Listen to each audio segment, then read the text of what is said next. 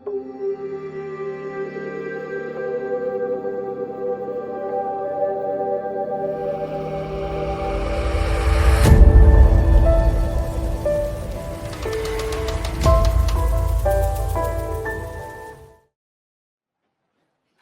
124 close 2, જેના બે પાછા પેટા ભાગે છે 24 ક્લોઝ 2 માં. એનો જે પહેલો ક્લોઝ જે છે એવું વાત કરે છે, આ સમજવાનું છે ખાસ, કે સુપ્રીમ કોર્ટના મુખ્ય ન્યાયાધીશની નિમણૂક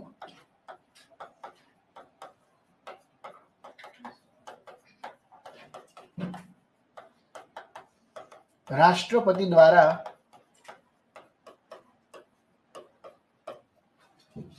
સુપ્રીમ કોર્ટ અને હાઈકોર્ટના જજોના પરામર્શ બાદ કરાશે.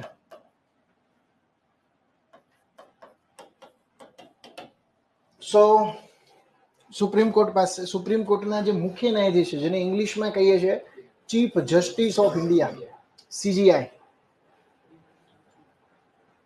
એની નિમણૂક કોણ કરશે? રાષ્ટ્રપતિ. એટલે ક્વેશ્ચન તમને પૂછી જ નાખે કે CJI ની નિમણૂક કોણ કરે છે?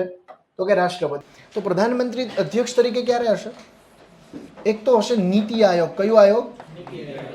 આ તમે ઇકોનોમીમાં જોઈ લીધું હશે. National institution for transforming India 2015 ની અંદર ઇન્ટ્રોડ્યુસ કરવામાં આવ્યું. ઓકે, અલગ અલગ ઇન્ડેક્સો બહાર પાડે છે ને, SDG India index, healthy state and progressive India index.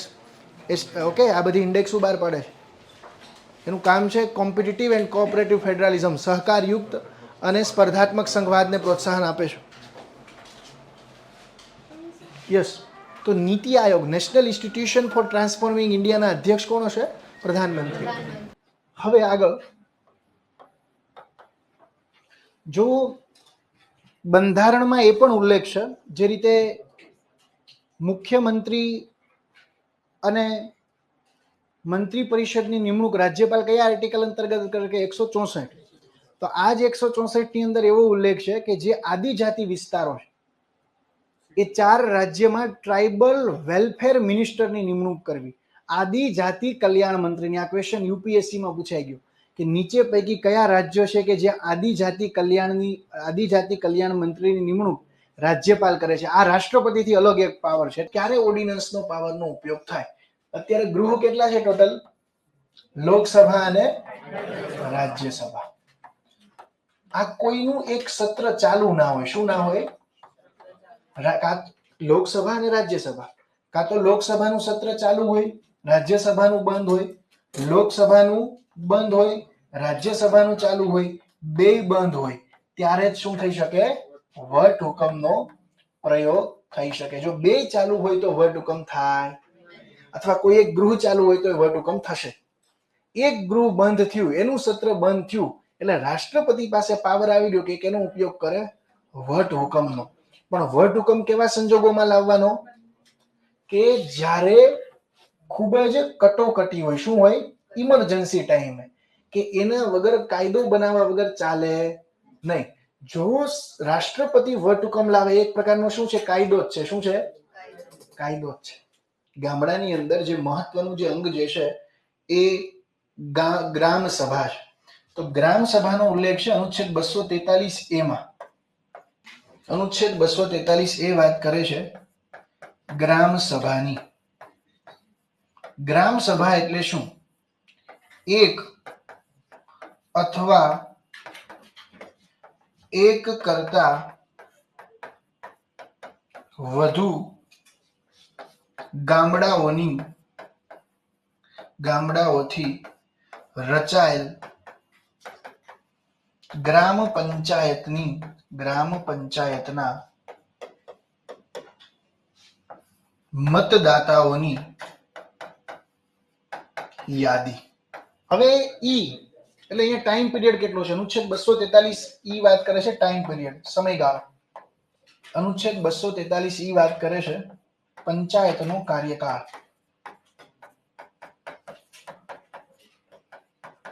સામાન્ય રીતે કેટલો હોય ભાઈ? 5 વર્ષ.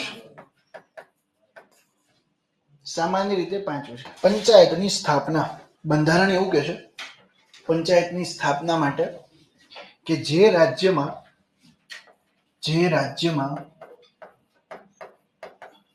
20 લાખથી વધુ વસ્તી હોય તે રાજ્યમાં ફરજિયાતપણે, એટલે ઓપ્શનલ નથી, ફરજિયાત છે, ફરજિયાતપણે ત્રિસ્તરીય પંચાયતની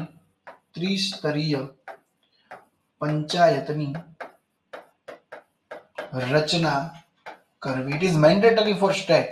પણ જે રાજ્યમાં 20 લાખથી ઓછી વસ્તુ હોય ને એની પાસે ઓપ્શનલ છે કે ત્રિસ્તરીય કરાવી શકે. દ્વિસ્તરીય ફરજિયાત નથી બેન, એની ઓપ્શનલ છે. ત્રિસ્તરીય કરાવી શકે. 20 લાખથી ઓછી વસ્તી એક રાજ્ય, તમને કહો અરુણાચલ પ્રદેશ, ત્રિસ્તરીય પંચાયત છે, એની પાસે ઓપ્શન છે કે એને દ્વિસ્તરીય કરાવી હોય તો કરાવી શકે, એ ઓપ્શન છે. તો પંચાયતમાં પહેલા તો ફરજિયાત કેટલી અનામત રાખવાની છે? બંધારણ શું કહે છે? તો બંધારણ એવું કહે છે, જે સુધારો થયો કે મહિલાઓ માટે ન્યૂનતમ 33% સીટો અનામત રાખવી. આ ફરજિયાત છે, આના કરતા વધારે રાખી શકો, પણ ન્યૂનતમ કેટલી રાખવાની? 33%. ગુજરાતે મિત્રો 50% સીટો અનામત રાખી છે. Woman empowerment. પછી કામ એનો હસબન્ડ કરતો હોય, સરપંચ પતિ પ્રકારની વ્યવસ્થા ગુજરાત, યુપી બધા રાજ્યોમાં ક્રિએટ થઈ છે. મહિલાઓ બિચારા જાતા જ ના હોય. પંચાયત સિરીઝ તમે જોઈ હશે તો એમાં પ્રધાનજી જે છે અલગ છે, હકીકતમાં એના વાઇફ છે નીના ગુપ્તા જે છે પ્રધાનજી. પણ હવે કલેક્ટર ને એવા લોકો આવે ત્યારે પછી એ થાય છે ને પછી એક ગીત, રાષ્ટ્રગીત જે છે શીખે છે. તમે કદાચ એ સિરીઝ જોઈ હોય તો એ સિરીઝ આખી વાત કરે છે પ્રધાનપતિ અને સરપંચ પતિ પ્રકારની વ્યવસ્થા. તમારા ગામડાઓમાં પણ કોઈ ગામડેથી આવતું છે તો આવી વ્યવસ્થા હશે જ તે. હે કાકી સરપંચ છે પણ કામ કોણ કરે છે? તો યુ આર અવેર સિટીઝન યાર, કોન્સ્ટિટ્યુશન નો યાર જાણકાર વ્યક્તિ, અને આ પ્રકારની વ્યવસ્થાને પ્રમોટ કરો છો. You have to empower. તમારે એમ્પાવર કરવા પડે કે તમે પણ ભાગ લ્યો. We are believing in woman lead development, મહિલા કેન્દ્રિત વિકાસ. ના, આ વ્યવસ્થા ચાલે છે. યુ આર એબ્સોલ્યુટલી રાઈટ, આ જ વ્યવસ્થા ચાલે. તો મહિલાઓ માટે ન્યૂનતમ કેટલી સીટો અનામત? 33%. બીજું કીધું છે આ ફરજિયાત છો. શેડ્યુલ કાસ્ટ અને શેડ્યુલ ટ્રાઇબ માટે વસ્તીના આધારે પોપ્યુલેશનના આધારે, વસ્તીના આધારે સીટો અનામત રાખવી.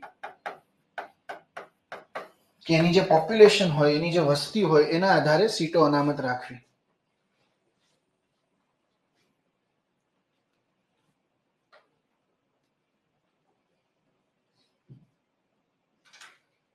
ક્લિયર થયું ભાઈ? શેડ્યુલ કાસ્ટ અને શેડ્યુલ ટ્રાઇબ માટે વસ્તીના આધારે સીટો અનામત રાખવી, આ પણ ફરજિયાત છે. It is mandatory for state. ત્રીજું તો કે પંચાયતમાં એસસીબીસી માટે અથવા ઓબીસી માટે, અધર બેકવર્ડ કાસ્ટ અથવા socially and educationally backward caste માટે પંચાયતમાં એસસીબીસી અને ઓબીસી માટે સીટો અનામત રાખવી કે નહીં તે રાજ્ય વિધાન મંડળ નક્કી કરશે. એટલે આ ઓપ્શનલ છે. કેવું છે? ઓપ્શનલ.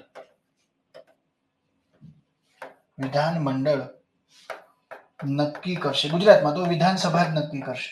તો આ બંને વસ્તુ કેવી છે? ફરજિયાત છે. It is mandatory for state કે અધ્યક્ષની અને સભ્યોની સીટો એટલી અનામત રાખવી. આ કેવું છે? ઓપ્શનલ છે, એટલે કે મરજિયાત છે. પણ ગુજરાત સરકારમાં છે ને પેલા પંચાયતમાં 10% સીટો અનામત હતી. કેટલી હતી? 10%.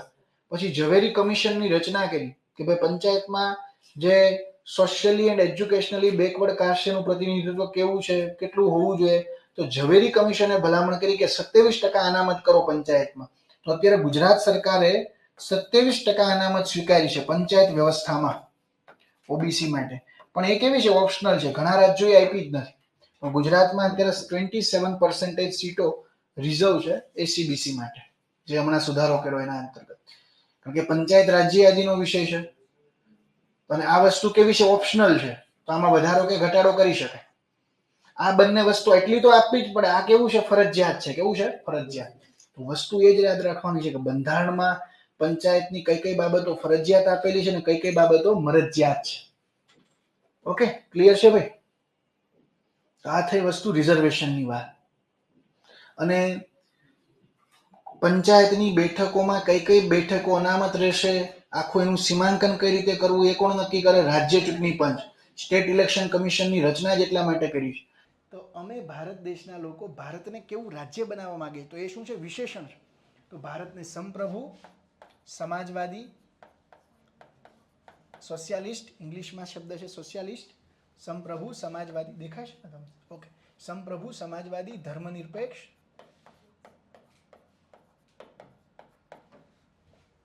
લોકતાંત્રિક પ્રજાસત્તાક, લોકતાંત્રિક પ્રજાસત્તાક તરીકે સંસ્થાપિત કરવાનો સંકલ્પ કરીએ છીએ.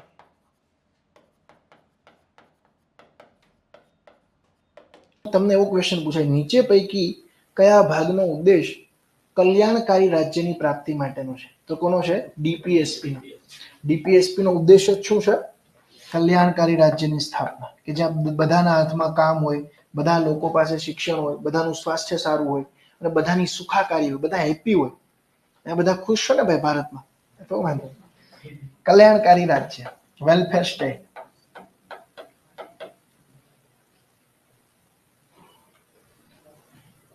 આનો ઉદ્દેશ શું છે? કલ્યાણકારી રાજ્ય. હવે તમને એવો પણ પ્રશ્ન પૂછે કે નીચે પૈકી કોનો ઉદ્દેશ દેશની અંદર સામાજિક, આ ક્વેશ્ચન પૂછાયેલો છે, સામાજિક અને આર્થિક લોકતંત્ર સુનિશ્ચિત કરવાનો છે? એ પણ કોનો છે? ડીપીએસપી નો. કઈ ડેમોક્રેસી એન્શ્યોર કરશે? સામાજિક અને આર્થિક લોકતંત્ર. Social as well as economic democracy. લોકસભામાં કેટલી સીટો છે અત્યારે? 545 ધારો કે સીટો છે. હવે આમાં સરકાર કોણ બનાવશે? જો અલગ અલગ 545 રિપ્રેઝેન્ટેટિવ હશે. શું હશે? જનપ્રતિનિધિ. સંસદીય પદ્ધતિથી ચાલતી સરકાર શું કામ છે એ સમજાવું છે. કારણ કે સરકાર એટલે કારોબાર, એટલે એક્ઝિક્યુટિવ જે છે કે જે દેશને ચલાવશે. હવે સંસદમાં જેને બહુમતી હશે એ સરકાર ચલાવશે. ખાસ સમજો. અહીંયા આગળ ધારો કે અત્યારે પોલ એવું કહે છે કે ભાજપ 400 પાર તો નહીં જાય, પણ અરાઉન્ડ 360 જેવી એનડીએને સીટો મળશે. મેં તમને કીધું હતું કે સરકાર બનાવવા માટે સંસદની અંદર બહુમતી કેટલી જોશે? કેવી બહુમતી જોશે? એબ્સોલ્યુટ, એટલે કે 50% કરતા વધારે લોકો હા પાડવા જોઈએ. ધારો કે 545 સીટો છે, એમાંથી 273 લોકો હા પાડી દે કે યસ, અમારે જે છે આ વ્યક્તિ જે છે અમારા પ્રતિનિધિ હશે, તો એ વ્યક્તિ શું કરશે? ત્યાં આગળ સરકાર બનાવશે. ખ્યાલ આવે છે? તો હકીકતમાં સરકાર ચલાવે છે કોણ? સંસદમાં રહેલા સભ્યો. એટલે જ આનું નામ શું છે? સંસદીય પદ્ધતિથી ચાલતી સરકાર, પાર્લામેન્ટરી ગવર્મેન્ટ. જો આમાં કોઈ પક્ષને બહુમતી ના મળે તો એસેમ્બલી હંગ રહે. હંગ એસેમ્બલી કહેવાય. ફરીથી ઇલેક્શન કરાવવું પડે અથવા ગઠબંધનની સરકાર બનાવવી પડે. એટલે જ્યારે પણ સરકાર બને ને ત્યારે લોકસભામાં પેલા વિશ્વાસનો મત પારિત થાય. કેવો મત પારિત થાય? વિશ્વાસનો મત. ને કહેવાય કોન્ફિડન્સ વોટ, ફ્લોર ટેસ્ટ કહેવાય. હમણાં મોદી સાહેબ, એ તો ખબર જ છે કે હવે જીતવાના છે. એક્ઝિટ પોલ તો કે છે. હવે ખાલી ફોર્માલિટી 4 જૂને બાકી છે કે કોણ આવે. કાંઈ જે આમાં મોદી સાહેબના વિરોધીઓ ચિંતા ના કરતા, ભાઈ આપને કાંઈ લેવા દેવા જ નથી આને. જે જીતે એમાં આપણે કોઈ બહુ ડીપલી ઇન્વોલ્વ નથી થવાનું. ઓકે, તો દોસ્તો અહીંયા આગળ સરકાર એ બનાવશે કે જેને લોકસભામાં 50% કરતા વધારે સીટો હશે એ. અને બીજું કે સરકારમાં એ જ લોકો આવશે. સરકારમાં વડાપ્રધાન અને અલગ અલગ મંત્રીઓ, એને શું કહેવાય? કારોબારી કહેવાય. શું કહેવાય? કારોબારી, કે જે દેશને ચલાવે છે. એ પણ કેમાંથી આવશે? અહીંયાથી જ આવશે. આમાં જેની બહુમતી હશે એ જ શું બનશે? વડાપ્રધાન અને એના મંત્રી બનશે. જો બહુમતી ગઈ તો ઘર ભેગા. વચ્ચે અટલ બિહારી વાજપેયી 14 દિવસ પછી ઘર ભેગા થઈ ગયા હતા, પાછા 1 વર્ષ પછી ઘર ભેગા થઈ ગયા, પછી 5 વર્ષ રહ્યા. વચ્ચે મોરારજી દેસાઈ 2 વર્ષમાં ઘર ભેગા થઈ ગયા હતા, વચ્ચે દેવીલાલ 1 વર્ષમાં ઘર ભેગા થઈ ગયા હતા. એટલે આમાં ઘર ભેગા થવું એ કઈ બહુ મોટી વસ્તુ નથી. અને ઘણી વખત પક્ષ જ એ લોકોને ઘર ભેગા કરી દેતા હોય. વિજય રૂપાણી કરી દીધા હતા વચ્ચે. તો આમાં ઘણી વખત પક્ષ કરતું હોય, ઘણી વખત મેજોરિટી નો હોય તો થઈ જતા હોય. તો આમાં જરૂરી શું છે કે તમારે ધારાસભામાં શું મેળવવું પડશે? બહુમતી. ધારાસભામાં એ ધારાસભા વિધાનસભા પણ હોય અને કેન્દ્રમાં શું હોય? લોકસભા. હવે આર્ટિકલ દર વર્ષે સંબોધન કરવાનું હોય છે, પછી આભાર પ્રસ્તાવ પારિત થાય તો બંને ગૃહોનું પેલા શું કરશે? સંબોધન કરશે. કયો આર્ટિકલ હતો? 87. તો અનુચ્છેદ 176 અંતર્ગત વિધાનમંડળના બંને ગૃહોને દર વર્ષે સંબોધવા અને આભાર ભાષણ અને થેન્ક્સ સ્પીચ અને આભાર ભાષણ અને આભાર પ્રસ્તાવ રજૂ કરાવો. આ વસ્તુ રાષ્ટ્રપતિ માટે કયો આર્ટિકલ હતો? અહીંયા આ 6 છે, 73 નથી, છગડો છે. યસ, 176. તો અહીંયા આગળ ચૂંટણીના મતદાર મંડળની અંદર, રાષ્ટ્રપતિની ચૂંટણીના મતદાર મંડળની અંદર કોણ હશે? ચૂંટાયેલા અને નિમાયેલા બધા જ સંસદ સભ્યો. ઓકે, બંને હશે, ઇલેક્ટેડ હશે અને નોમિનેટેડ હશે. પણ આમાં રાજ્યોનો કોઈ રોલ આવે? આમાં પાવર કોની પાસે થયો? સેન્ટર પાસે. કારણ કે આનો રોલ રાજ્યને લગતો કંઈ આવતો જ નથી. ઓકે, મતદાર મંડળ એટલે ઇલેક્ટોરેટ. ઓકે, આની પણ ચૂંટણી કઈ રીતે થશે? આગળ આપણે જોયું હતું એ રીતે જ થાય. રાષ્ટ્રપતિની ચૂંટણીની પદ્ધતિ કેવી હતી? યસ, 50+ વોટ થવા જોઈએ. એનું નામ હતું એકલ સંક્રમણ.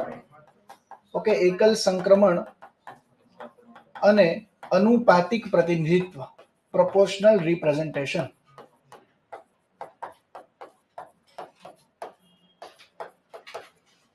તો જનરલી એક વસ્તુ યાદ રાખજો, ઉપરાષ્ટ્રપતિને ઉપરાષ્ટ્રપતિ તરીકે પગાર મળતો નથી, એને સભાપતિ તરીકે પગાર મળે છે. ખાસ આ સેન્ટેન્સ યાદ રાખજો. ઉપરાષ્ટ્રપતિને, કારણ કે ઉપરાષ્ટ્રપતિ જેવું કોઈ પદ આમ અસ્તિત્વ જ નથી ધરાવતું. કારણ કે ઉપરાષ્ટ્રપતિ, જે અમેરિકામાં ઉપરાષ્ટ્રપતિનો કન્સેપ્ટ શું છે? ત્યાંનું જે ઉપલું ગૃહ છે સેનેટ, એની અધ્યક્ષતા કરવી. એની શું કરવી? અધ્યક્ષતા. તો અહીંયા ભારતમાં પણ ઉપરાષ્ટ્રપતિનું કામ શું છે? કે રાજ્યસભાની શું કરવી? અધ્યક્ષતા. જગદીપ ધનખડ જે છે અત્યારે શું કરે છે? અધ્યક્ષતા જ કરે છે. છે વાઇસ પ્રેસિડેન્ટ, પણ બેસે છે ક્યાં? રાજ્યસભામાં. હવે આર્ટિકલ 52 એવું કહે છે કે ભારતમાં રાજ્યના વડા અને વહીવટી જે વડા હશે, એક્ઝિક્યુટિવ હેડ કોણ હશે? રાષ્ટ્રપતિ. રાષ્ટ્રપતિનું આવું કંઈક પદ હશે. અનુચ્છેદ 53 એવું કહે છે કે રાષ્ટ્રપતિને મદદ કરવા માટે રાષ્ટ્રપતિ અલગ અલગ ઓફિસર્સની નિમણૂક કરી શકે. તો એ ઓફિસર્સ એટલે કોણ? પ્રધાનમંત્રી અને એનું મંત્રી પરિષદ. તો એ ક્યાંથી ક્યાં આપ્યું છે ભાઈ? આર્ટિકલ 53. આ બેઝિક આવું આપ્યું છે. તો 52 અને 53 રાષ્ટ્રપતિના પદની વાત કરે છે. અને એના માટે એક લેટિન વર્ડ છે ડી જ્યુરે. ડી જ્યુરેનો અર્થ થાય છે કે આ જે છે એ રિયલ વડા નથી, આ કેવા છે? નામ માત્રના વડા છે. લોકસભાની ચૂંટણીમાં મતદાર મંડળ કોણ હોય? એ જે કોન્સ્ટિટ્યુએન્સી જે છે એના દરેક લોકો કે જેની ઉંમર 18 વર્ષ કરતા વધારે થઈ છે. ઓકે, તો અહીંયા આગળ મતદાર મંડળમાં કોણ છે? અહીંયા આગળ દોસ્તો મતદાર મંડળની અંદર સંસદ સભ્યો છે કે જેમાં લોકસભાના કેવા છે? 543 અને રાજ્યસભાના 243. આના વોટિંગની વેલ્યુ કેવી હોવી જોઈએ? 50%. કેટલી વેલ્યુ હોવી જોઈએ? 50%. પણ કેવા સદસ્યો હશે? ચૂંટાયેલા, ઇલેક્ટેડ મેમ્બર્સ ઓફ પાર્લામેન્ટ. આ શબ્દ ખાસ યાદ રાખવાનો. અનુચ્છેદ 155 આર્ટિકલ 155 જે શું વાત કરે છે કે રાજ્યપાલની નિમણૂક રાષ્ટ્રપતિ દ્વારા, હવે ચૂંટણી જ નથી એટલે કઈ યાદ જ નથી રાખવાનું, નિમણૂક જ થાય. ઓલામાં ચૂંટણીમાં અડધી કલાક વયા જાય. એકલ સંક્રમણ ને અનુપાતિક પ્રતિનિધિત્વ ને આ પાછું એનું મતદાર મંડળ ને આ છે એ બધું અઘરું થઈ જાય. એને પછી દૂર કરવાની પ્રક્રિયા હોય. આને તો દૂર નહીં કરવાના. રાષ્ટ્રપતિની મજા આવે ત્યાં સુધી રહે. ઇવન રાષ્ટ્રપતિની મજા મતલબ મોદી સાહેબની મજા, નમો, એને મજા આવી જોઈએ. એને મજા આવે ત્યાં સુધી કોણ રહેશે? ગવર્નર રહેશે. એને લાગ્યું કે આનંદીબેન પટેલને બદલાઈ નાખવા, કાલ સવાર બદલાઈ શકે. અહીંયા કાર્યકાળ ફિક્સ નથી. શબ્દ લેખો છે પ્લેઝર ઓફ પ્રેસિડેન્ટ. પ્લેઝર, રાષ્ટ્રપતિને જ્યાં સુધી ઈચ્છા હોય, એને જ્યાં સુધી મજા આવે ત્યાં સુધી એ રાખશે. કોને? ગવર્નર. એટલે કાર્યકાળ કોઈ ફિક્સ નથી. તમે જો બાકી બધા પદોમાં શું હતું? પ્રક્રિયા હતી. રાષ્ટ્રપતિને ગમે ત્યારે દૂર ના કરી શકાય, ઉપરાષ્ટ્રપતિને ગમે ત્યારે દૂર ના કરી શકાય, સ્પીકરને ગમે ત્યારે દૂર કરી શકાય નહીં, ડેપ્યુટી સ્પીકરને ગમે ત્યારે દૂર કરી ન શકાય, હાઈકોર્ટ સુપ્રીમ કોર્ટના જજોને ગમે ત્યારે દૂર કરી શકાય નહીં. ધારો કે રાષ્ટ્રીય કટોકટી અત્યાર સુધી બાહ્ય આક્રમણોમાં 2 વખત લાગી છે. કેટલી વખત લાગી? હવે યુદ્ધ થયું 1962માં ચીને યુદ્ધ જાહેર કર્યું તો ત્યારે જવાહરલાલ નહેરુ જે છે વડાપ્રધાન હતા, તો ત્યારે કટોકટી લાગી ગઈ. 1967-68 સુધી કટોકટી ચાલુ રહી. પછી 1971માં પાકિસ્તાન સાથે યુદ્ધ થયું આપણું, તો ફરી કટોકટી લાગી.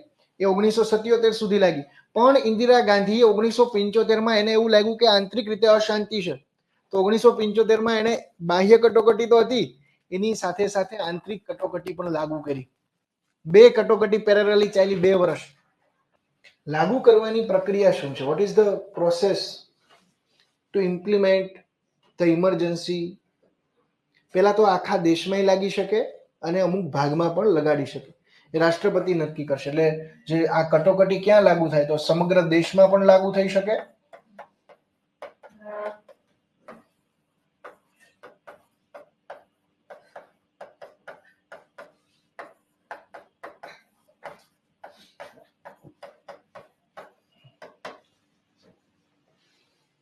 કટોકટી કઈ રીતે લાગુ થાય? તો આને જાહેર કરશે રાષ્ટ્રપતિ.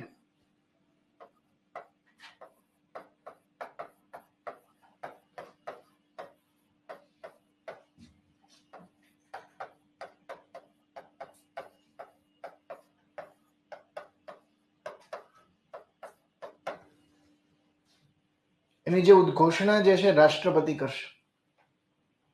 હવે મેં કીધું તું કયો આર્ટિકલ છે જે રાષ્ટ્રપતિને પાવર નથી આપતો પણ પ્રધાનમંત્રીને મંત્રી પરિષદને આપે? 74. Yes. Aid and advise of prime minister and its council is mandatory for president.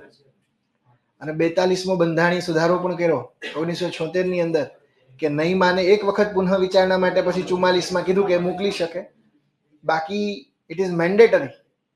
Okay, ફરજિયાત છે. તો રાષ્ટ્રપતિ દ્વારા કટોકટીનો જાહેરાત. હવે આમાં થયું કેવું કે ઇન્દિરા ગાંધીએ જે તે સમયે રાષ્ટ્રપતિ હતા એને કહી દીધું કે આપણે જાહેર કરી દો કટોકટી. જાહેર તો રાષ્ટ્રપતિ જ કરે, પણ મંત્રીમંડળની સલાહ નહોતી લીધી. મેં તમને કીધું હતું કે કઈ પાવરફુલ બોડી છે? કેબિનેટ. કેબિનેટના પરામર્શ વગર તમે આ વસ્તુ લાગુ ન કરી શકો. તો પછી એક બંધારણીય સુધારો કર્યો, કારણ કે મોરારજી દેસાઈને બધાને જેલમાં જવાનું થયું હતું, જયપ્રકાશ નારાયણ બધા, અટલ બિહારી વાજપેયી, મોદી સાહેબ તો નાના હતા હજી પણ એ ગયા હતા. ઓકે, તો અહીંયા આગળ એક સુધારો કર્યો, 44મો બંધારણીય સુધારો.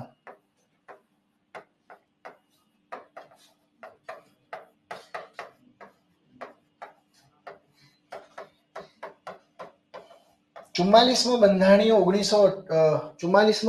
સુધારો 1978 અંતર્ગત એક વાત એડ કરવામાં આવી કે માત્ર પ્રધાનમંત્રીની સલાહ નહીં, રાષ્ટ્રપતિએ કટોકટી કોની સલાહથી? પ્રધાનમંત્રી અને મંત્રી પરિષદ નહીં, મંડળ. કેબિનેટ શબ્દ પહેલી વખત અહીંયા આવ્યો હતો ચર્ચામાં. ઘણા પુસ્તકોમાં હજી મંત્રી પરિષદ લખ્યું છે, કેબિનેટ શબ્દ છે. એટલે અહીંયા સ્પષ્ટ કીધું કે રાષ્ટ્રપતિએ પ્રધાનમંત્રી અને મંત્રીમંડળના એટલે કે કેબિનેટના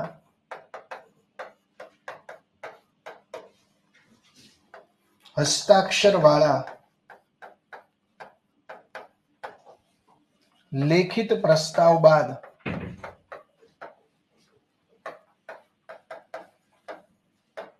કટોકટી જાહેર કરવી. ઇન્દિરા ગાંધીએ જ્યારે કટોકટી જાહેર કરાવી ને ત્યારે કોઈને પૂછ્યું જ નહોતું. અહીંયા આગળ કેશવાનંદ ભારતી કેસમાં એવું કીધું કે સંસદ એફઆરમાં એટલે કે મૂળભૂત અધિકારોમાં સુધારો કરી શકે. પણ અહીંયા એક ચુકાદો આપ્યો કે સંસદ દ્વારા થતો બંધારણીય સુધારો એ મૂળભૂત ઢાંચાનો સુધારો બંધારણના મૂળભૂત માળખાનું ઉલ્લંઘન ન કરવો જોઈએ. એટલે અહીંયા આને તો પેલા ગેરબંધારણીય જ જાહેર કરી દીધો, કારણ કે આને તો જ્યુડિશિયલ રિવ્યુની જ ના પાડી હતી. તો અહીંયા શું કીધું? સંસદ દ્વારા થતો બંધારણીય સુધારો બંધારણના મૂળભૂત ઢાંચાનો. આના માટે ઇંગ્લિશ શબ્દ છે the basic structure of constitution. The basic structure of constitution. આ તમારો ટોપિક છે કે બંધારણનું અંતર્નિહિત માળખું. જીપીએસસી માં તો છે, કોન્સ્ટેબલમાં છે. કોન્સ્ટેબલની તૈયારીને કરતા ખબર હોય છે કેશવાનંદ ભારતી કેસમાં આવું હતું. મોડર્ન કોન્સ્ટેબલ જોઈએ છે આ લોકોને, જે ટેકનોલોજીથી સુસજ્જ હોય, જે જાણકાર હોય બંધારણનો, એવા કોન્સ્ટેબલની જરૂર છે. અહીંયા એ જ કીધું કે ભાઈ સંસદ દ્વારા થતો બંધારણીય સુધારો બંધારણના મૂળભૂત માળખાનું ઉલ્લંઘન કરવો ન જોઈએ. ખ્યાલ આવ્યો? તો અહીંયા હવે એક વસ્તુનો એને ઉલ્લેખ કર્યો જે ક્યાંય હતું જ નહીં. કયો ઉલ્લેખ કર્યો? મૂળભૂત માળખું, બેઝિક સ્ટ્રક્ચર. અને બીજું અહીંયા કીધું કે બંધારણીય સુધારો પણ અનુચ્છેદ 13 અંતર્ગત કાયદાની વ્યાખ્યામાં આવશે. તમને કદાચ પૂછાય કે નીચે પૈકી કઈ બાબત અનુચ્છેદ 13 અંતર્ગત કાયદાની વ્યાખ્યામાં નથી આવતી, તો મોસ્ટલી બધી આવતી જ હશે. વિધિ, નિયમો, ત્યારબાદ કાયદો, બંધારણીય સુધારા વિધેયક, બધા જ વિધેયક કાયદાની વ્યાખ્યામાં આવે. અને સુપ્રીમ કોર્ટે ઘણા બંધારણીય સુધારાને ગેરબંધારણીય જાહેર કર્યા છે.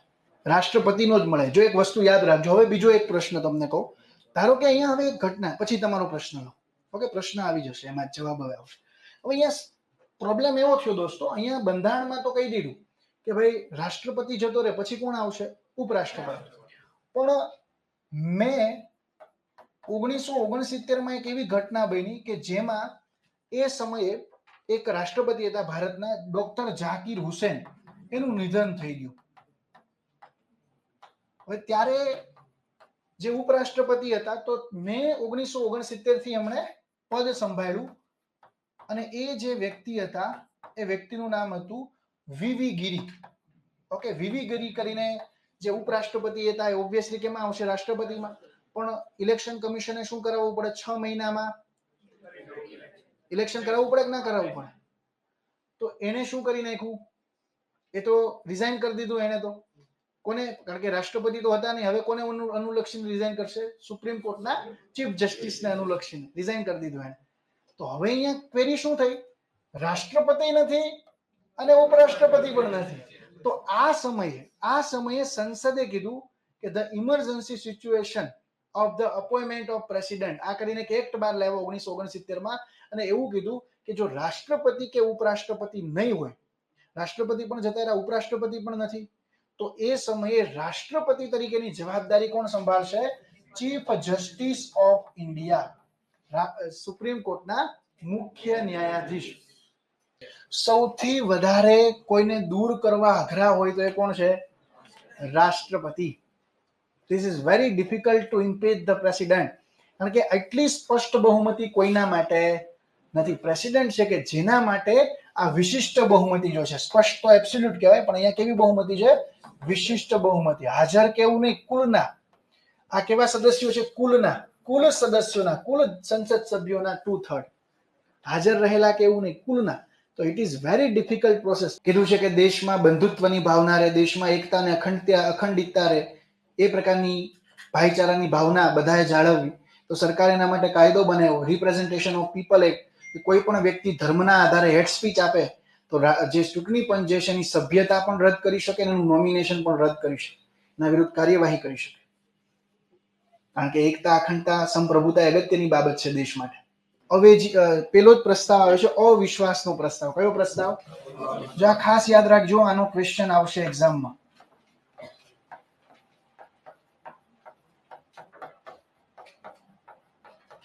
અને ઇંગ્લિશમાં કહેવાય નો કોન્ફિડન્સ મોશન.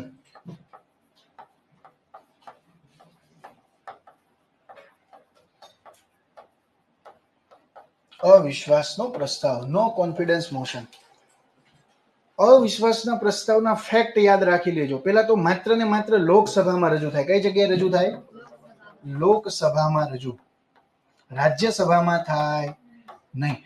તો મિત્રો વર્તમાન સમયમાં વિધાનસભા જે છે, આ ક્વેશ્ચન પૂછાઈ ગયો તો તમને પૂછે કે નીચે પૈકી કયા રાજ્યમાં વિધાન પરિષદ નથી, તો આપને એ ખબર હોય કે ક્યાં છે તો ખબર પડે ક્યાં નથી.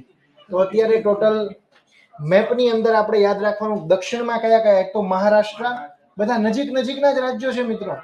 મહારાષ્ટ્ર, કર્ણાટક પાડોશી રાજ્ય, તેલંગાણા પાડોશી, આંધ્રપ્રદેશ પાડોશી, 4 રાજ્યો પાડોશી, અને યુપી અને બિહાર પાડોશી એકબીજાના.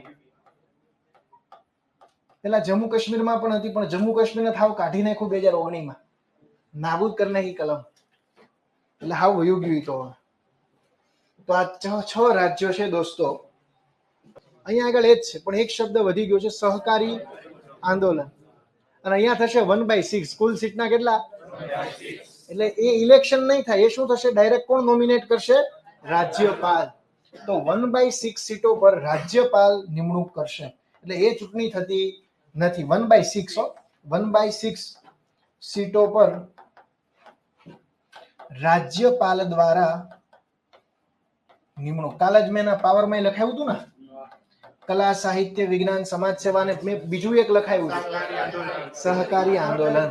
કોઓપરેટિવ મુવમેન્ટમાં કોઈ લીડર ઉભરી આવ્યો હોય તો એવા વ્યક્તિને પણ બોલાય છે. એક સુપ્રીમ કોર્ટનો કેસ હતો, 1997માં કેસ આવ્યો હતો.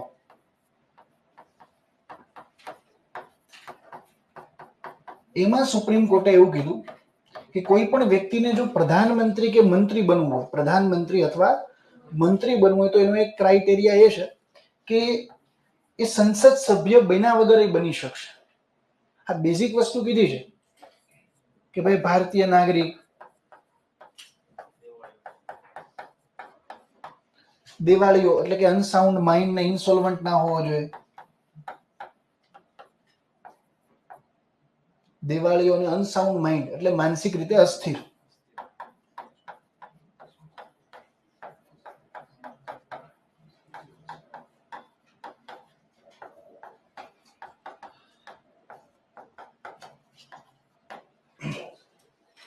બીજું સંસદ સભ્ય હોવા જોઈએ. શું હોવા જોઈએ? સંસદ સભ્ય, પાર્લામેન્ટેરિયન. બેઝિક લાયકાત આપણે આપણી રીતે આ રીતે ડિસાઈડ કરી શકીએ કે આ એક તો સિટીઝન હોવા જોઈએ કોઈ પણ રીતે, દિવાળીઓને માનસિક રીતે અસ્થિર ના હોવા જોઈએ, સંસદ સભ્ય. બીજું, સંસદ સભ્ય બનવા માટે ઉંમર કેટલી હોય? 25 વર્ષ. લોકસભા, રાજ્યસભાના કેસમાં તો અહીંયા મિનિમમ એજ કેટલી હોવી પડશે? 25 વર્ષ. કોઈ પણ વ્યક્તિને બનાવવાના નથી. ન્યૂનતમ વર્ષ કેટલા હોવા જોઈએ? 25. કારણ કે લોકસભાના સદસ્ય માટે તો 25 વર્ષ જોઈએ. ઓકે.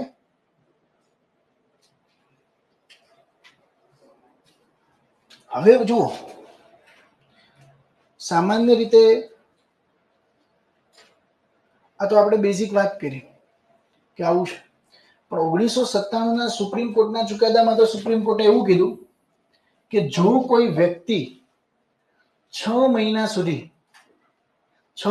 સુધી સંસદ સભ્ય નથી છતાં પણ શું બની શકે? પ્રધાનમંત્રી. એની નિમણૂક થી 6 મહિનાની અંદર એને શું કરવું પડશે?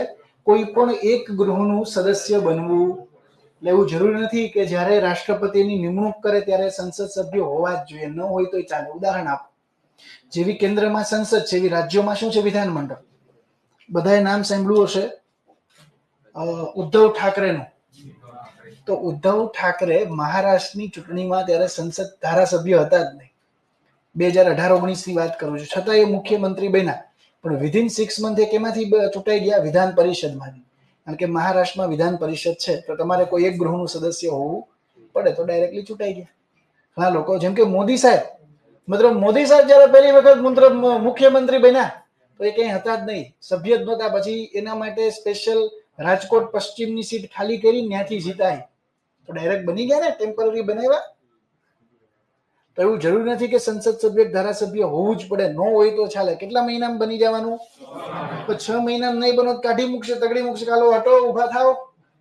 વિધિન 6 મંથ, 6 મહિનામાં સંસદ સભ્યનું પદ પ્રાપ્ત કરવું પડે. આ યુપીએસસી માં પૂછાયેલો પ્રશ્ન છે. રાષ્ટ્રપતિ he or she is a head of the state. કોઈ પણ હોઈ શકે, સ્ત્રી અથવા પુરુષ, કોઈ પણ હોઈ શકે.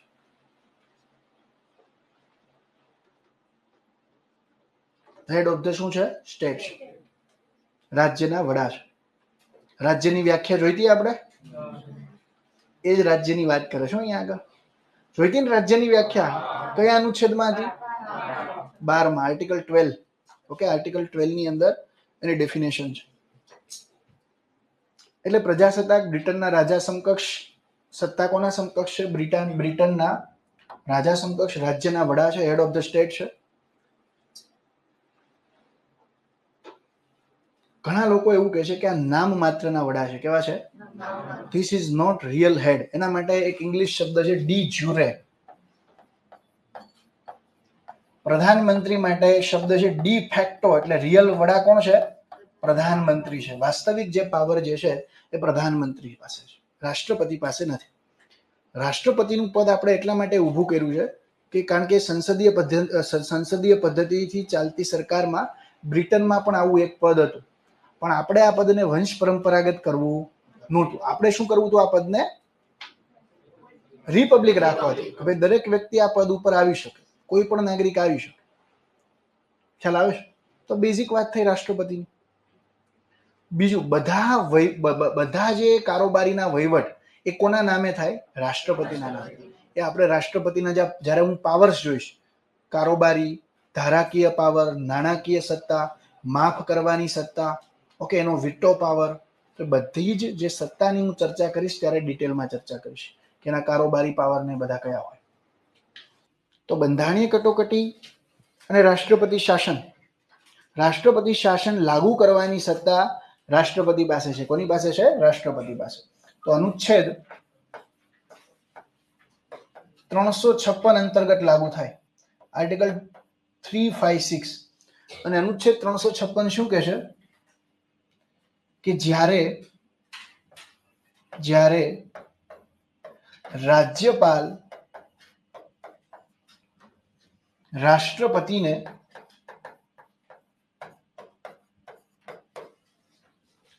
સંબંધિત રાજ્યમાં બંધારણીય તંત્ર નિષ્ફળ ગયું છે તે અંગેનો અહેવાલ આપી સંબંધિત રાજ્યમાં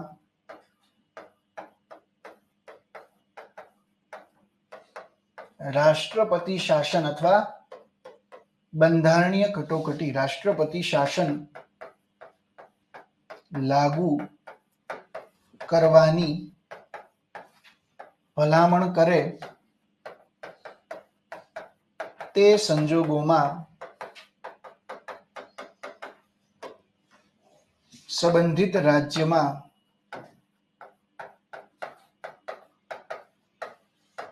રાષ્ટ્રપતિ શાસન લાગુ થાય છે. એટલે રાષ્ટ્રપતિ શાસન લાગુ કોણ કરે? રાષ્ટ્રપતિ.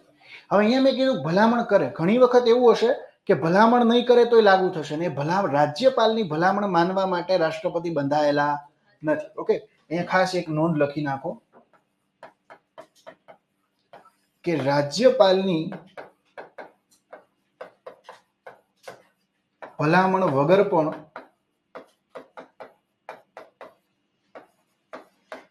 દેશના કોઈ પણ રાજ્યમાં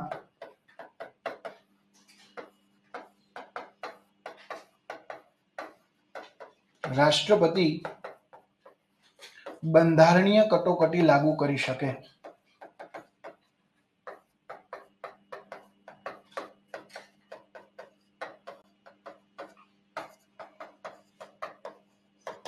એટલે રાષ્ટ્રપતિનો પાવર છે એનો મતલબ પ્રધાનમંત્રી અને મંત્રી પરિષદનો પાવર છે. ધારો કે કોઈ રાજ્યપાલે રિપોર્ટ નથી મોકલો તોય કરી શકે. રાજ્યપાલે કીધું કે લગાડો તો એ લગાડવું કે ન લગાડવું એ કોની પાસે પાવર છે? રાષ્ટ્રપતિ પાસે.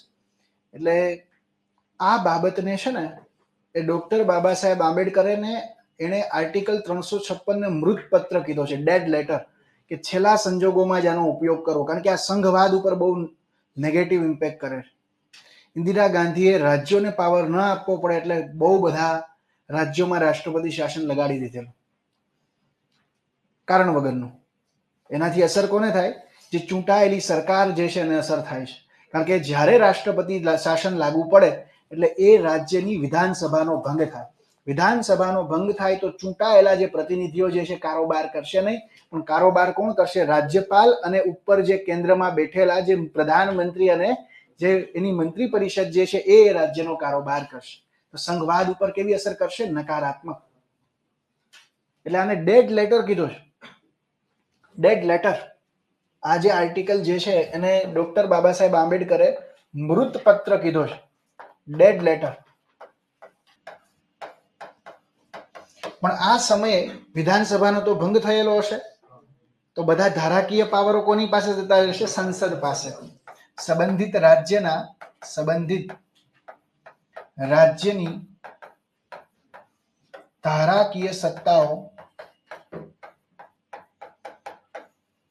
આપણે પેપ્સુ જોયું હતું ને, તો એ સમયે ત્યાં રાષ્ટ્રપતિ શાસન જ હતું. તો વિનિયોગ ખરડો કોણ પસાર કરતું હતું? સંસદ. હમણાં સુધી જમ્મુ કાશ્મીરના બધા બજેટ ને બધું કોણ પસાર કરતું હતું? સંસદ. તો સંબંધિત રાજ્યની ધારાકીય સત્તાઓ સંસદ પાસે રહેશે અને કારોબારી સત્તા રાષ્ટ્રપતિ પાસે રહેશે. રાષ્ટ્રપતિ પાસે રહેશે એનો મતલબ એવો છે કે પ્રધાનમંત્રી, રાજ્યપાલ, પ્રધાનમંત્રી અને મંત્રી. રાજ્યપાલનો રોલ નહીં હોય. મેઇન રોલ તો કોનો હશે? પછી બધા નિર્ણય કોણ કરશે? કેન્દ્રીય કેબિનેટ કરશે. બધા નિર્ણયો સંબંધિત રાજ્યના કેન્દ્રીય કેબિનેટ કરશે. રાજ્યપાલને રાષ્ટ્રપતિ તો પપેટ જ રહેશે. આ બધા પાવરનો યુઝ અલ્ટિમેટલી કોણ કરશે? પ્રધાનમંત્રી અને મંત્રી પરિષદ કરશે. અને મેં કીધું હતું કે મોસ્ટ પાવરફુલ જે એક્ઝિક્યુટિવની અંદર જે પાવર, જે વધારે પાવર હોય ને એ કેબિનેટ પાસે હોય. કેબિનેટની કુલ 8 કમિટી જે છે એ બધું નક્કી કરે. હમણાં ધારો કે આંધ્રપ્રદેશના એક વિસ્તારમાં નવી એક મિસાઇલ ટેસ્ટિંગ રેન્જ બનાવી હતી જે ચાંદીપુરમાં છે એવી. તો એના માટેની જે જાહેરાત કરી હતી ને, કેબિનેટ કમિટી ઓન સિક્યોરિટી, એટલે કે સુરક્ષા બાબતોની કેબિનેટ સમિતિએ કરી હતી. એટલે કેન્દ્ર સરકારમાં મોર પાવરફુલ બોડી કેબિનેટ હોય. ઓકે, અને એને ગુજરાતીમાં આપણે કહે છે મંત્રીમંડળ.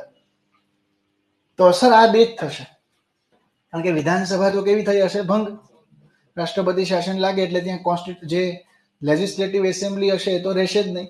એટલે બધા પાવર કોની પાસે આવી જશે? પાર્લામેન્ટ પાસે બધા પાવર આવી જશે એ સંબંધિત. ઓકે, રાજ્યસભાની વિશેષ સત્તા, કેટલાક પાવર એવા છે કે જે ખાલી ને ખાલી કોની પાસે છે? રાજ્યસભા પાસે છે. રાજ્યસભાની વિશેષ સત્તા તમે કહી શકો કે એ પાવર લોકસભા પાસે નથી. એ સ્પેશિયલ પાવર કોના છે? રાજ્યસભાના છે. Okay, special power of Rajya Sabha. એ કઈ કઈ સત્તા છે કે જે માત્ર ને માત્ર રાજ્યસભા પાસે છે? જેમ કે કોઈ સેવાને, કોઈ કેન્દ્રીય સેવાને અખિલ ભારતીય સેવાની અંદર કન્વર્ટ કરવી છે, ઓલ ઇન્ડિયા સર્વિસીસ તરીકે. અત્યારે ઓલ ઇન્ડિયા સર્વિસીસ તરીકે 3 જ સેવા છે: Indian police service, Indian forest service અને ઇન્ડિયન એડમિનિસ્ટ્રેટિવ સર્વિસ. આ 3 જે સર્વિસ છે એ કેવી છે? અખિલ ભારતીય સેવા છે, ઓલ ઇન્ડિયા સર્વિસીસ છે. તો રાજ્યસભાની વિશેષ સત્તામાં કઈ કઈ પાવર છે? Okay, what is the special power of Rajya Sabha? કઈ કઈ એવી સત્તાઓ છે કે જે રાજ્યસભાની વિશેષ સત્તાઓ છે? તો એમાં એક મેં તમને કીધું, કઈ છે? અખિલ ભારતીય સેવાઓ. કોઈ પણ નવી સેવાને કાલ સવારે એવું એ જાહેર કરે કે અમારે ઇન્ડિયન ફોરેન સર્વિસને અખિલ ભારતીય સેવા જાહેર કરવી છે, તો એ પાવર માત્ર ને માત્ર કોનો છે? રાજ્યસભાનો છે. તો અખિલ ભારતીય સેવા, ઓલ ઇન્ડિયા સર્વિસીસ. બીજી, અને આ કયા અનુચ્છેદ અંતર્ગત છે? અનુચ્છેદ 312 અંતર્ગત. માત્ર ને માત્ર આ પાવર કોની પાસે છે? રાજ્યસભા પાસે. કોનો વાગે આ ફોન? વાંધો ને ભાઈ, સાયલેન્ટ રાખજો, હવે નો પ્રોબ્લેમ, આગળ વધીએ. બીજો જે પાવર જે છે એ છે રાજ્ય યાદીના વિષયમાં કાયદો બનાવો.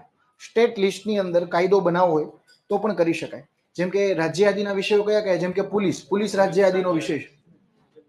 ત્યારબાદ સ્વાસ્થ્ય હેલ્થ એ રાજ્ય યાદીનો વિષય છે. તો અનુસૂચિ 7 અંતર્ગત આવતા જે રાજ્ય યાદીના વિષય છે એમાં કાયદો બનાવવો હોય તો રાજ્યસભા બનાવી શકે. અનુચ્છેદ 249 અંતર્ગત.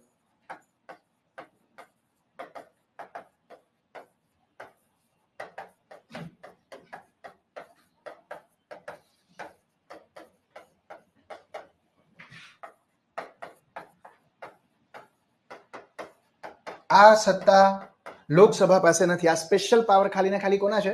રાજ્યસભાના જ છે.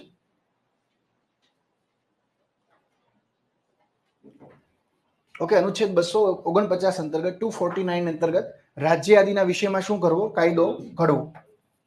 આ એક એની વિશેષ સત્તા આપણે કહી શકીએ. Okay, this is special power of Rajya Sabha to enact a law. Okay, કાયદો ઘડવો. કયા લિસ્ટમાં? સ્ટેટ લિસ્ટમાં. પણ આ બંને માટે બહુમતી કેવી જોઈએ? તો સ્પેશિયલ મેજોરિટી જોઈએ. રાજ્યસભામાં કેવી બહુમતી જોઈએ? વિશિષ્ટ બહુમતી. બહુમતીના પ્રકાર બધાને યાદ છે ને ભાઈ?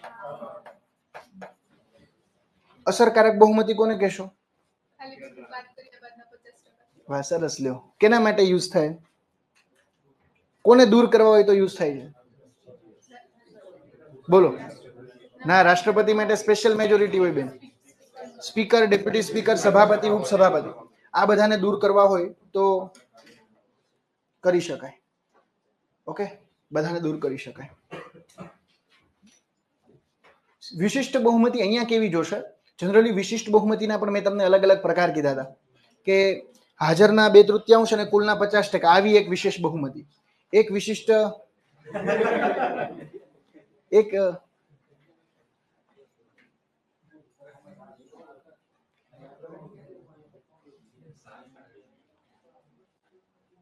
સોરી ભાઈ આજના માટે બધાને દિલથી, કારણ કે મને નહોતો ખ્યાલ કે આ ક્લાસમાં લેક્ચર છે. મને એવું જ હતું બાજુમાં છે.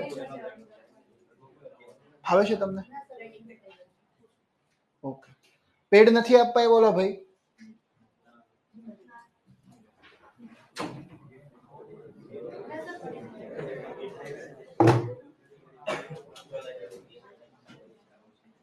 ઓકે, એટલે અહીંયા આગળ વિશિષ્ટ બહુમતી જોશે. કેવી મેજોરિટી જોશે? Special majority. પણ આ કેવી સ્પેશિયલ મેજોરિટી જોઈએ? હાજરના. કેના? હાજરના 2/3. જનરલી કેવું હોય? હાજરના 2/3 પ્લસ કુલના 50%. એ કોના માટે હોય? સીએજી ને દૂર કરવા હોય, સુપ્રીમ કોર્ટના જજને દૂર કરવા હોય, આ બધા માટે, બંધારણમાં સુધારો કરવો એ માટે. પણ અહીંયા વિશિષ્ટ બહુમતીમાં પણ એક બીજો પ્રકાર છે, એ અહીંયા લાગુ પડે. હાજરના કેટલા? 2/3. કોરમ માટે કેટલી સંખ્યા જોઈએ ભાઈ? અનુચ્છેદ 100 માં લખ્યું છે કે કોરમ માટે, કોરમ એટલે સંસદની કાર્યવાહી આગળ ચલાવવી, એને શું કહેવાય? કોરમ કહેવાય. ઓકે, અને કોરમનું સંચાલન કોણ કરશે? સ્પીકર અથવા રાજ્યસભામાં સભાપતિને દૂર કઈ રીતે કરવાના? બોલો. કાઢી નાખવા હોય તો, ઘરે મોકલવા હોય તો બોલો. અવાજ નહીં મિત્ર,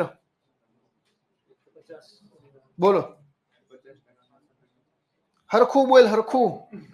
સભાપતિને દૂર કરવા છે રાજ્યસભાને, બોલો બેન. યસ, રાજ્યસભામાં કેવી બહુમતી? ઇફેક્ટિવ, અસરકારક. અને લોકસભામાં સ્પીકરને દૂર કરવા છે. કઈ રીતે થશે? તમે કે કેમાં કેટલા સદસ્યોનો પ્રસ્તાવ જોશે? ગુડ, સરસ. રાષ્ટ્રપતિને દૂર કરવા છે, કેટલા લોકોનું જોશે પ્રસ્તાવ? ગૃહના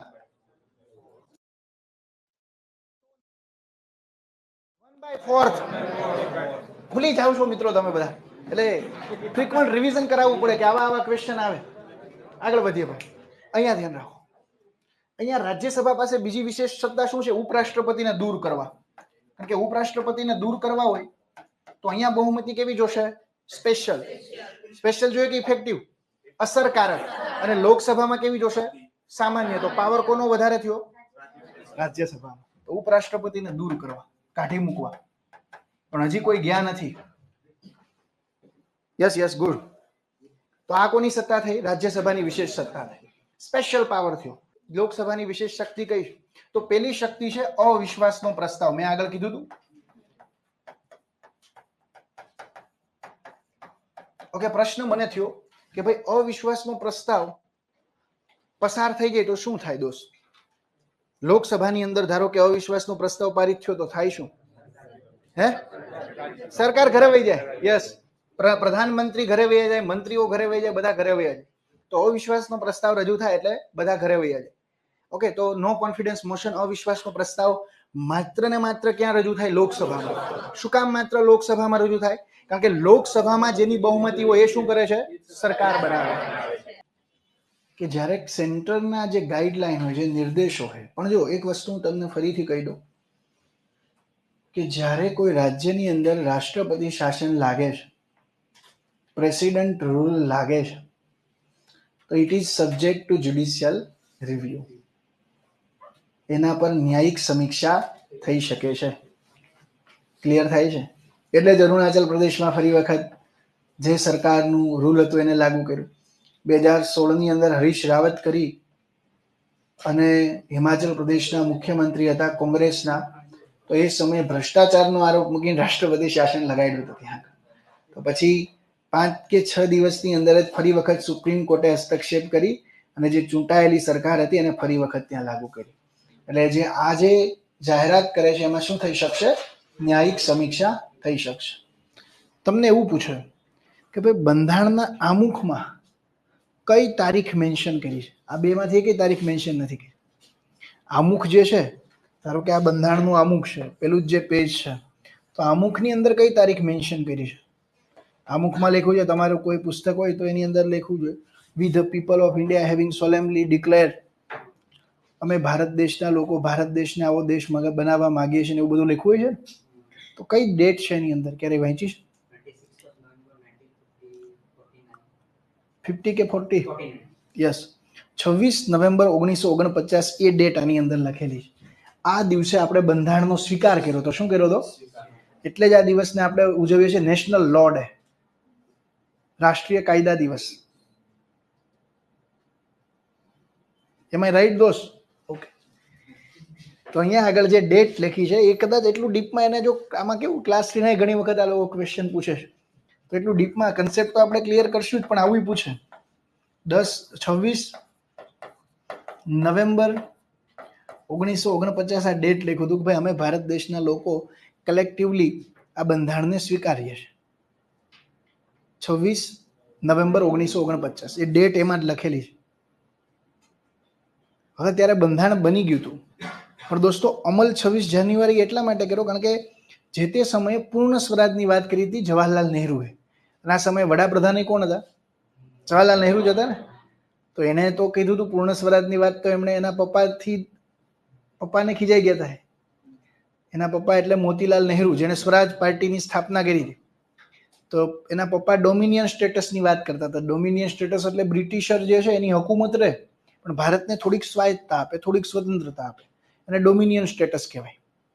તો એમણે એના પપ્પાનો વિરોધ કર્યો હતો. ડોમિનિયન સ્ટેટસ નથી જોતું, બ્રિટિશરોનો કોઈ હસ્તક્ષેપ જ નથી જોતો, અમારે પૂર્ણ સ્વરાજ જોઈએ છે.